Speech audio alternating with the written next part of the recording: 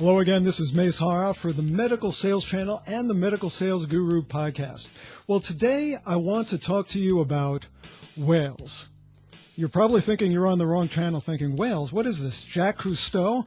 I want to learn about medical sales. Well, I am going to tell you about medical sales, but I have an important message for you. It's critically important, and it's based on mistakes I've made in my life, and I'm going to try to help you from making the same mistakes. In fact, if you're a sales manager or a VP of sales, hopefully you're paying attention because this affects everybody.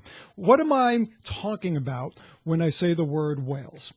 You might have figured it out. I'm talking about those customers, those giant clinics, those doctors, for example. Let's say it's a surgeon who do hundreds or thousands of surgical cases where they could use your product and really boost your sales volume. Everybody likes having customers like that. Why not? It's a big bang for the buck, if I may use a cliche, and I may use other cliches. It's a very quick way of building your business volume. But there are some serious limitations if you don't pay attention. And this is where you really want to watch your sales force. And if you're one of the salespeople, you want to watch this yourself because this can get very, very expensive. What happens when you have these whales that I'm talking about, these really big customers, these great customers who just put lots of money in your pocket? Well, what happens is they take up a lot of your time, and for a very good reason. You're going to take care of your best customers first. Now, some of you are saying, that's not true, Mace. You know, I take care of all my customers equally. Okay, if you want to tell yourself that, that's fine. But we both know it's not true. Yeah, you take care of all your customers and their needs, but who gets the most attention? I mean, really. If you have one customer who, let's say, is doing $10,000 worth of business with you a year, and you have another customer who's doing $1 million, $1.5 million, who are you going to pay more attention to?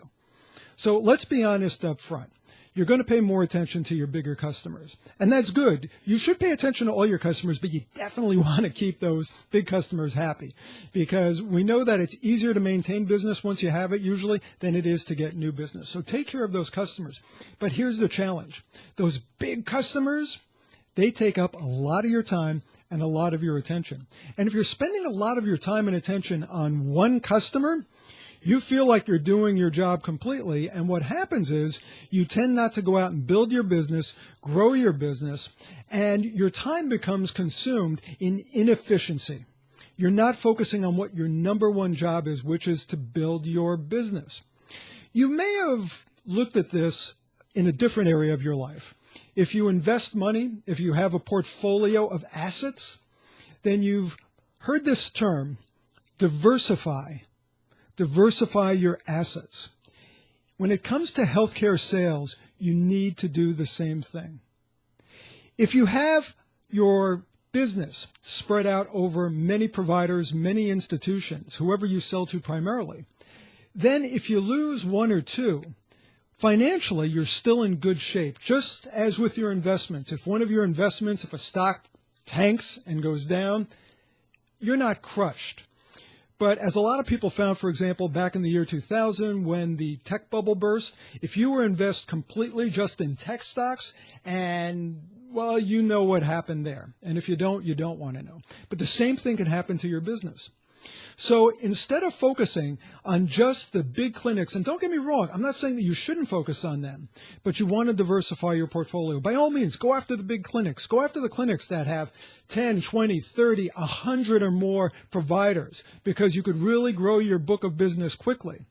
But don't be blinded by it such that you ignore the practices that have one doctor, two doctors, a therapy group that only has one physical therapist. Make sure that you have both in your portfolio and diversify. You know, the reality is, if you have a single group of 100 doctors, and let's say that you're doing great, you know, you're making a phenomenal income off of that group, and all of a sudden you lose that group, and that was 95% of your business, you're in a world of hurt. You're in a lot of trouble, and you've spent a lot of time that you're no longer going to see a return of investment on.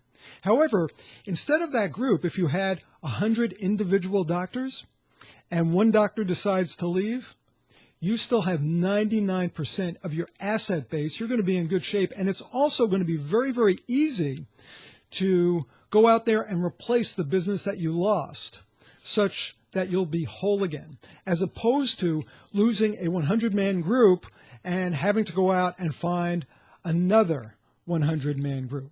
I hope this is making sense to you.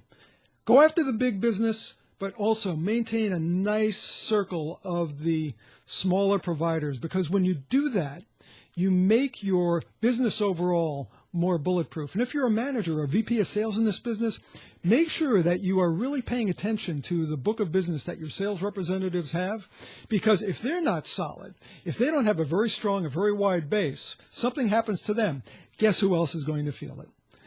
It's easily avoided if you just look at who they are. Plus, the other thing is, a good sales representative, someone who is really effective, goes wide. They build a big book of business. There's a lot of sales reps who have a relationship with a whale. They could bring in the surgeon who's a big cutter and be doing millions of dollars worth of business. And it looks like that rep is really an asset, and arguably he or she is, because, for as long as the business is secure with your company, it represents a lot of revenue. But should you lose that one customer or that one account, it all goes to pot. It's all over with. And if that happens, how good a representative was it that you had? Just something to think about.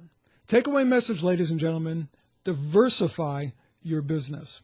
For the Medical Sales Channel and the Medical Sales Guru podcast, this is Mace Haroff.